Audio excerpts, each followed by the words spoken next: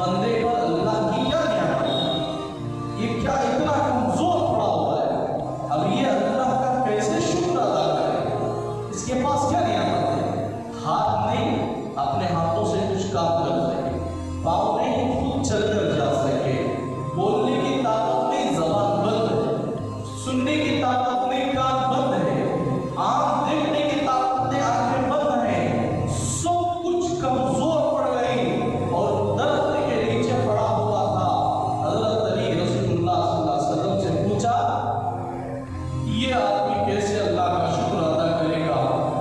تو رسول اللہ صلی اللہ علیہ وسلم نے فرمایا علی اس کے کان کے قریب جاؤ اور بلند آواز سے کہو کہ اسے پیشاب آسانی سے ہوتا کہ نہیں ہے، پوچھو اس سے۔ حضرت علی اس کے کان کے قریب گئے اور بلند آواز سے اس سے پوچھنے لگے تو وہ آدمی سر سے اشارہ کرنے لگا کہ مجھے آسانی سے پیشاب ہوتا ہے۔ تو یہ بھی اللہ کی نعمت ہے، جسے پیشاب رک جائے تو جسے رکا ہے اسے پوچھو کہ وہ نعمت کیا ہو۔ میرے دوست ایک چھوٹی چھوٹی نعمتیں انسان کے لیے سب سے بڑی نعمت ہے۔ ہم سمجھتے ہیں کہ معمولی چیز ہے، جب وہ چھین لی جائے تو معلوم ہوتا ہے کہ یہ کتنی بڑی ہے، اس کی ناقدری ہم کرتے ہیں۔ حضرت عبدالقادر جیلانی رحمۃ اللہ علیہ ہم میں سے ہر ایک ان کو جانتے ہیں، ہر ایک ان کو پہچانتے ہیں، ان کے نام سے ہم عشق کرتے ہیں، محبت کرتے ہیں، اور ہم گاڑیوں میں لکھے ہوئے ہوتے ہیں HKGL حضرت خواجہ غریب نواز۔ یہ معین الدین چشتی رحمۃ اللہ علیہ کا ہے، لیکن حضرت عبدالقادر جیلانی کا بھی ان سے محبت کرنا بھی ایمان کی علامت ہے۔ عبدالقادر جیلانی رحمۃ اللہ علیہ سے ایک آدمی نے پوچھا کہ حضرت اللہ کی نعمت کیا چیز ہوتی ہے، اللہ کی نعمت کیا چیز ہوتی ہے اور ان نعمتوں کو ہم پہچاننے کی کیا قدر ہے؟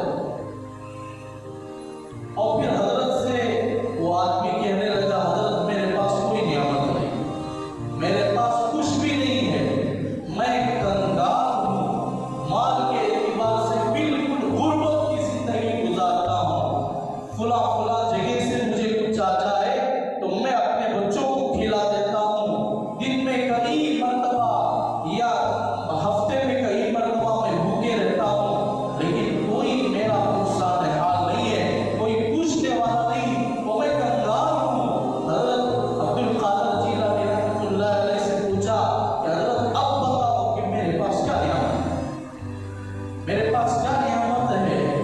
حضرت نے فرمایا کہ جو تو کھڑا ہوا ہے وہ بھی اللہ کی نعمت ہے، جو تو کھڑا ہوا ہے وہ بھی اللہ کی نعمت ہے، اب چل کر میرے پاس آیا وہ بھی اللہ کی نعمت ہے، زبان کھول کر تو جو بولتا ہے وہ بھی اللہ کی نعمت ہے، مجھے دیکھ کر آنکھوں سے کرتا بات کرتا وہ بھی اللہ کی نعمت ہے، جن چیزوں کی طرف تو ہاتھ سے اشارہ کرتا ہے وہ بھی اللہ کی نعمت ہے، تیرے اعضاء جو اندر صحیح سالم ہے وہ بھی تیری، یہ بھی اللہ کی نعمت ہے۔